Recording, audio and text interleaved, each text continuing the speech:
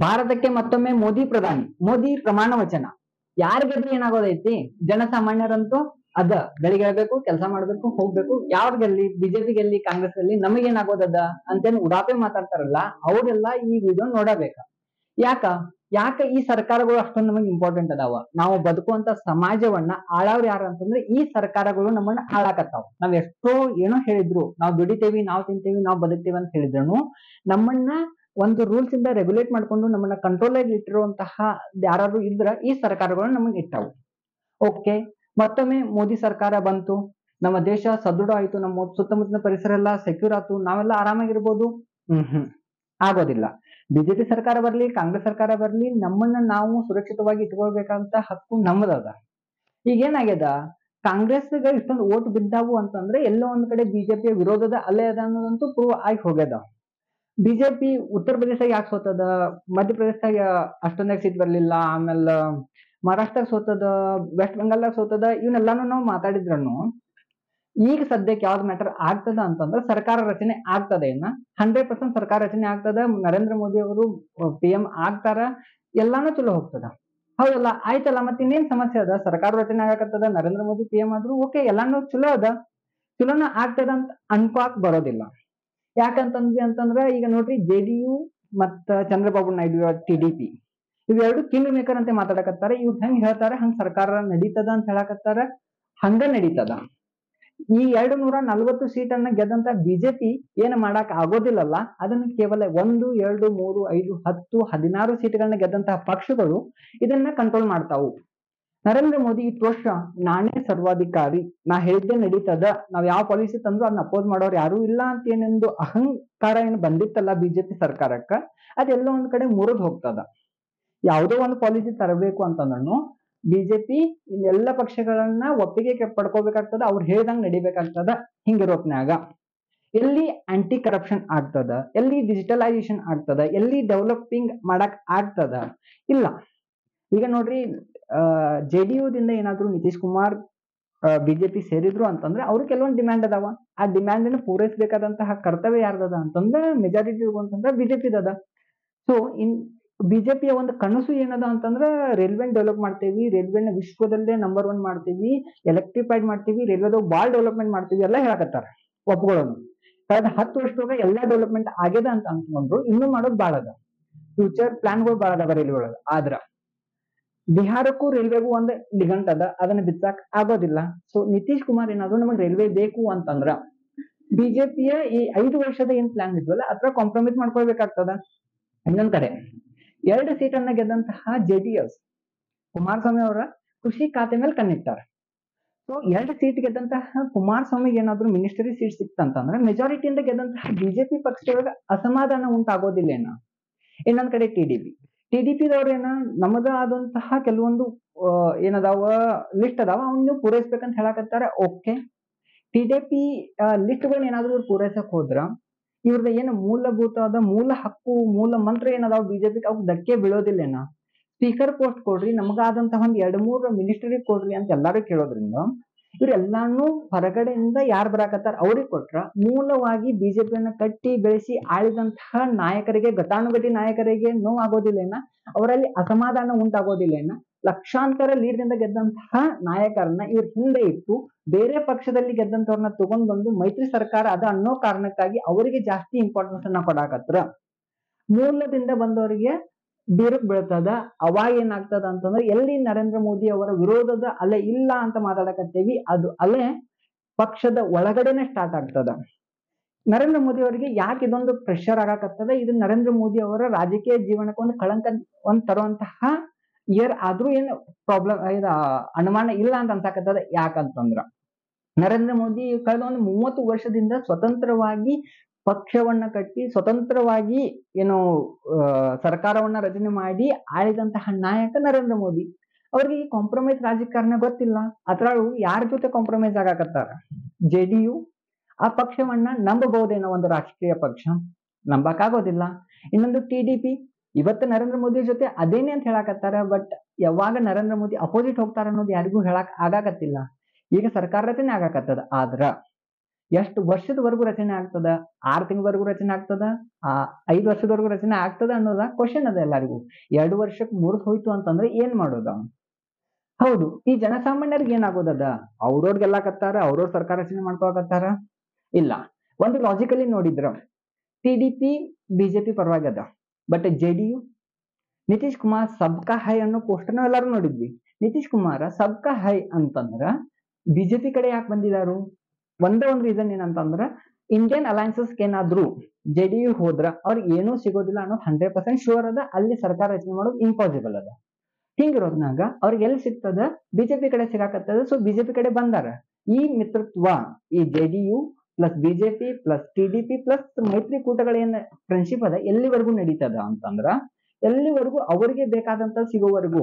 ಈಗ ಬಿಜೆಪಿ ಇವ್ರ ಜೊತೆ ಫ್ರೆಂಡ್ಶಿಪ್ ಮಾಡ್ಕೊಂಡು ನೆಸಸರಿ ಇರ್ಲಿಲ್ಲ. ಯಾಕೆ ಮಾಡ್ಕೊಳಕತ್ತದ ಅಂದ್ರೆ ಸರ್ಕಾರ ರಚನೆ ಮಾಡೋದು ನೆಸಸರಿ ಯಾರಿಗದ ಅಂದ್ರೆ ಬಿಜೆಪಿಗೆ ಅದ. ಅದಕ್ಕೆ ಬಿಜೆಪಿ ಇವ್ರ ಜೊತೆ ಫ್ರೆಂಡ್ಶಿಪ್ ಮಾಡ್ಕೊಳಕತ್ತಾರ. ಸಿಮಿಲರ್ಲಿ ಬೇರೆ ಪಕ್ಷಗಳು ಇಂಡಿಯನ್ ಅಲಯನ್ಸಸ್ ಹೋದ್ರ ಅವ್ರಿಗೆ ಅಲ್ಲಿ ಏನೂ ಸಿಗೋದಿಲ್ಲ. ಅವ್ರಿಗೆ ಏನಾದ್ರು ಸಿಗಬೇಕು ಅಂತಂದ್ರ ಅವರು ಬಿಜೆಪಿ ಸಪೋರ್ಟ್ ಮಾಡ್ಬೇಕು. ಸೊ ಆ ಕಾರಣಕ್ಕೆ ಬಿಜೆಪಿ ಸಪೋರ್ಟ್ ಮಾಡಕತ್ತಾರ. ಬಟ್ ಅವರಿಗೆ ಬೇಕಾದಂತಹ ಮಿನಿಸ್ಟರಿ ಸೀಟ್ಗಳು, ಅವ್ರಿಗೆ ಬೇಕಾದಂತಹ ಏನು ರೂಲ್ಸ್ಗಳು, ಅವ್ರಿಗೆ ಬೇಕಾದಂತಹ ಪಾಲಿಸಿಗಳು, ಅವ್ರಿಗೆ ಬೇಕಾದಂತಹ ಸ್ಕೀಮ್ಗಳು ಏನಾದ್ರು ಸಿಗಲಿಲ್ಲ ಅಂತಂದ್ರ ಅವರು ಬಿಜೆಪಿಯನ್ನ ತೊರೆಯುವಂತ ಚಾನ್ಸ್ ಅದ. ಬಟ್ ಯಾವಾಗ ತೊರಿತಾರ ಅನ್ನೋದು ಒಂದು ಕ್ವಶನ್ ಅದ. ಈ ಸರ್ಕಾರ ಏನಾದ್ರು 5 ವರ್ಷಗಳ ಕಾಲ ಆಳಿಲ್ಲ, ಒಂದು ಸದೃಢವಾದ ಸರ್ಕಾರ ನಮಗ್ ಸಿಗ್ಲಿಲ್ಲ ಅಂತಂದ್ರೆ ದೇಶ ಮತ್ತ ಹಳೆ ಭಾರತ ಆಗುತ್ತಾ ಹೋಗೋದಂತ ಚಾನ್ಸ್ ಗ್ಯಾರಂಟಿ ಕಾಣಕತ್ತದ. ಈಗಾಗಲೇ ನಮ್ಮಲ್ಲಿ ಈ ತರ ಪರಿಸ್ಥಿತಿ ಬಂದಿರೋದನ್ನ ನೋಡಿ ಬೇರೆ ಬೇರೆ ರಾಷ್ಟ್ರಗಳು ಖುಷಿಯೋಗದಾವ. ಭಾರತದ ಮೇಲೆ ಮತ್ತೆ ಆಳ್ವಿಕೆಯನ್ನ ನಡೆಸಬಹುದು ಅನ್ನೋ ಒಂದು ಆಸೆದಾಗ ಅದಾವ. ಅದ್ರ ಆಸೆಗೆ ತಣ್ಣೀರ್ ಎರಸಬೇಕು ಅಂತಂದ್ರೆ ಭಾರತ ಒಂದು ಸದೃಢ ಸರ್ಕಾರ ಬೇಕಾಗಿತ್ತು, ಬಟ್ ಸಿಕ್ಕಿಲ್ಲ. ಸಿಕ್ಕಿದ್ರೊಳಗೆ ಏನಾದ್ರು ಮಾಡಕ್ ಹೋಗ್ತಾರೆ. ಆದ್ರ ಈ ಎಲ್ಲಾ ಪಕ್ಷಗಳ ಡಿಮ್ಯಾಂಡ್ ಅನ್ನ ಪೂರೈಕೆ ಮಾಡ್ಬೇಕಾದ್ರ ಬಿಜೆಪಿ ತನ್ನೊಳಗೆ ಕೆಲವೊಂದು ಕಾಂಪ್ರಮೈಸ್ ಆಗ್ಬೇಕಾಗ್ತದ. ಒಂದೇ ಕಾಂಪ್ರಮೈಸ್ ಏನ್ ಆಗ್ಬೇಕು ಅಂತಂದ್ರೆ ಪಿಎಂ ಯಾರು?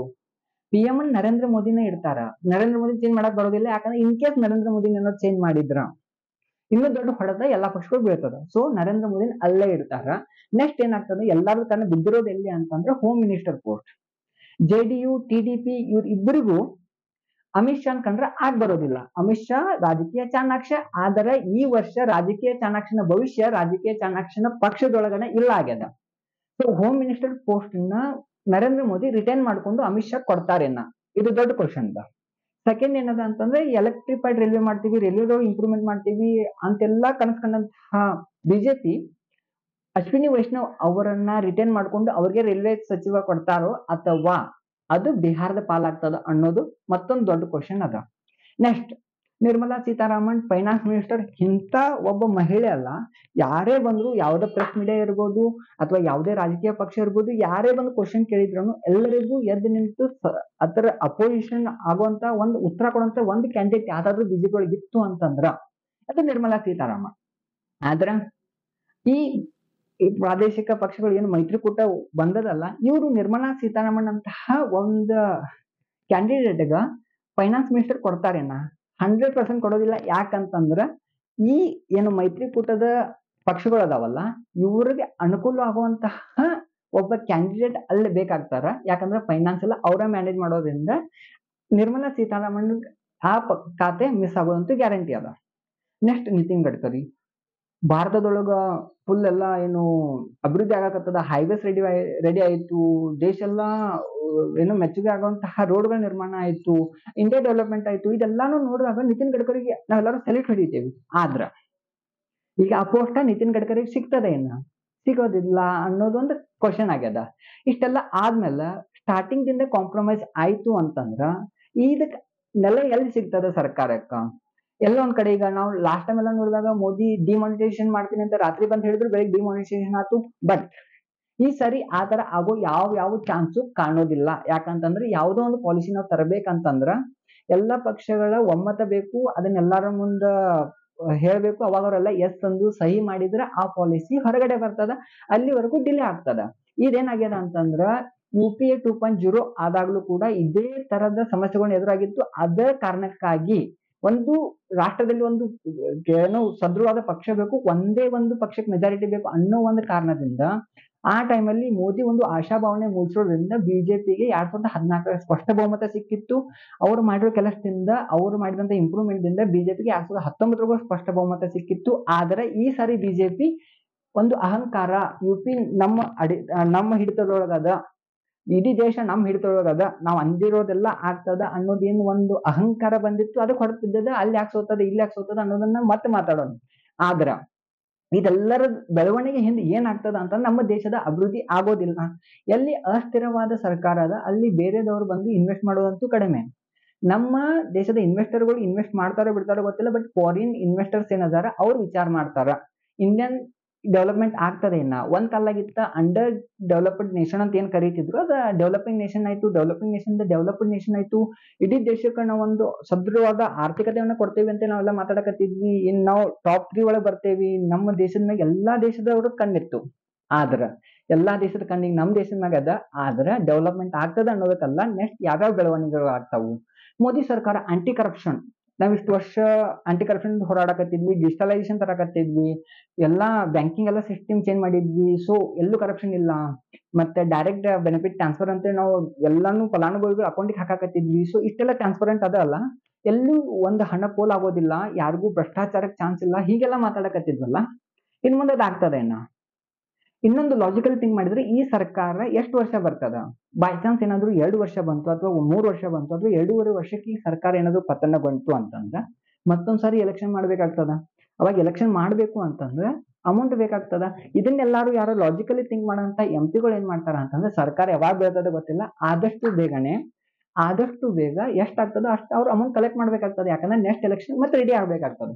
ಇಂಥದ್ರೊಳಗಿರೋದ್ರೊಳಗ ಬಿಜೆಪಿ ಸರ್ಕಾರ ಯಾರ್ದು ಅಪೋಸಿಟ್ ಮಾತಾಡಕ್ ಬರೋದಿಲ್ಲ. ಇನ್ ಕೇಸ್ ಮಾತಾಡಿದ್ರೆ ಯಾವಾಗ ಯಾರು ಪಕ್ಷ ಬಿಟ್ಟು ಹೋಗ್ತಾರ ಅನ್ನೋ ಗೊತ್ತಾಗೋದಿಲ್ಲ. ಇದು ಎಲ್ಲದರ ಹೊರತು ಎಲ್ಲಾನು ನಡೆಸಿದಾಗ ಏನಾಗ್ತದ ಅಂತಂದ್ರ, ಎಲ್ಲೋ ಒಂದ್ ಕಡೆ ಯಾರೋ ಒಬ್ಬ ಮಂತ್ರಿ ಏನೋ ಒಂದು ಕರಪ್ಷನ್ ಮಾಡಿದ್ರು, ಯಾವ್ದೋ ಒಂದು ಹಗರಣದೊಳಗೆ ಸಿಕ್ಕೊಂಡ್ರು ಅಂತಂದ್ರ, ಅಥವಾ ಭಾರತದ ಮೇಲೆ ಪಾಕಿಸ್ತಾನ ದಾಳಿ ಮಾಡಿತು, ಚೀನಾ ದಾಳಿ ಮಾಡಿತು ಅಂತಂದಾಗ, ಅಥವಾ ಎಲ್ಲೋ ಒಂದ್ ಕಡೆ ಅನ್ಎಕ್ಸ್ಪೆಕ್ಟೆಡ್ ಆಗಿ ಏನೋ ಒಂದು ಇನ್ಸಿಡೆಂಟ್ ಆದಾಗ ಇದಕ್ಕೆಲ್ಲಕ್ಕೂ ಯಾರು ಕಾರಣ ಅಂತಂದ್ರೆ PM ನರೇಂದ್ರ ಮೋದಿ ಅಂತ ಹೇಳಿ ವಿರೋಧ ಪಕ್ಷದವರು ಅಲ್ಲಿ ಬಂದು ನರೇಂದ್ರ ಮೋದಿ ಅವರು ರಾಜೀನಾಮೆ ಕೊಡಬೇಕು, ಇದಕ್ಕೆಲ್ಲಾನು ಕಾರಣ ನರೇಂದ್ರ ಮೋದಿ ಅವರು ಅಂತ ಏನ್ ಹೇಳ್ತಾರಲ್ಲ, ಇವನ್ನೆಲ್ಲಾ ನೋಡಿದ್ರೆ ಸರ್ಕಾರದ ಅಷ್ಟೊಂದು ಸ್ಥಿರತೆ ಇಲ್ಲ. ಸರ್ಕಾರ 2 ವರ್ಷ ಬರ್ತದೋ, 3 ವರ್ಷ ಬರ್ತದೋ, 5 ವರ್ಷ ಬರ್ತದೋ, ಇದೆಲ್ಲರಿಗೂ ಕ್ವಶನ್ಸ್. ಸದ್ಯಕ್ಕೇನು ಖುಷಿ ಆಗತ್ತೇವಿ ಅಂತಂದ್ರೆ ಸರ್ಕಾರ ರಚನೆ ಆಗಾಕತ್ತದ. ಆದ್ರ ಇವತ್ತಿನ ಖುಷಿಗಾಗಿ ನಾಳೆಯ ಭವಿಷ್ಯ ಹಾಳಾಗುವಂತ ಚಾನ್ಸ್ ಕಾಣಕತ್ತದ. ಇದೆಲ್ಲಾನು ಆಗಿ ಹೋಗ್ಯದ. ಇಲ್ಲಿಂದ ನಾವು ಹೊರಗೆ ಬರ್ಬೇಕು ಅನ್ನಕ್ ಯಾರ ಕಡೆ ಚಾನ್ಸ್ ಇಲ್ಲ. ಏನಾಗ್ತದ ನಾವು ನೋಡ್ಬೇಕಾಗ್ತದ. ಆದ್ರ ಜನತೆಗೆ ಒಂದು ಏನೋ ಚಾನ್ಸ್ ಅದ. ಯಾವ ಸರ್ಕಾರ ಇದ್ರೆ ಯಾವ ತರ ಆಗ್ತದ, ಈಗ ನಾವು ಮೋದಿ ಸರ್ಕಾರ ಇದ್ದಾಗ ಯಾವ ತರ ಇದ್ವಿ, ಮೋದಿ ಸರ್ಕಾರ ಸಮ್ಮಿಶ್ರ ಸರ್ಕಾರ ಆದಾಗ ಯಾವ ತರ ಆಗ್ತದ ಅಂತ ನೋಡಿದಾಗ ನಮ್ಮ ಇಂಡಿಯನ್ಸ್ಗೆ ನೆಕ್ಸ್ಟ್ ಎಲೆಕ್ಷನ್ ನಾವು ಏನ್ ಮಾಡ್ಬೇಕು ಅನ್ನೋ ಕ್ಲಾರಿಟಿ ಸಿಗ್ತದ. ಎಲ್ಲಾದ್ರೊಳಗೂ ಒಂದ್ ಏನೋ ಚಲೋದಾಗ್ತದ. ಈ ಎಲೆಕ್ಷನ್ ದೊಳಗೆ ಏನಾಗ್ಯದ ಅಂತ ಒಂದು ಪಾಠ ಸಿಕ್ಕದ. ನಾವೇ ಎಲ್ಲವನ್ನ ಗೆದ್ವಿ ಅಂತ ಮೆರೆದಂತಹ ಪಕ್ಷ ಏನೋ ಮೆಜಾರಿಟಿ ಇಲ್ದೆ ಕೆಳಗೆ ಬೀಳ್ತದ. ನಾವ್ ಏನು ಅಲ್ಲ ಅನ್ಕೊಂಡವ್ರೆಲ್ಲ ಸ್ವಲ್ಪ ಸೀಟ್ ಮ್ಯಾಲ್ ತಗೊಂಡ್ ಬರ್ತಾರ. ನಾವ್ ಒಬ್ಬೇ ಇದ್ರೇನ ನಾವು ಕೂಡ ಸರ್ಕಾರವನ್ನ ಅಳಗಾಡ್ಸ್ಬೋದು ಅಂತ ಎಷ್ಟೋ ಜನ ಒಂದ್ ಏನೋ ಅವೇರ್ನೆಸ್ ಬಂದದ. ಹಿಂಗೆಲ್ಲಾ ನೋಡಿದಾಗ ದೇಶದ ಒಳಗಿನ ಡೆಮೋಕ್ರಸಿ ಮ್ಯಾಗ ಎಲ್ಲರಿಗೂ ಒಂದ್ ನಂಬಿಕೆ ಬಂದದ.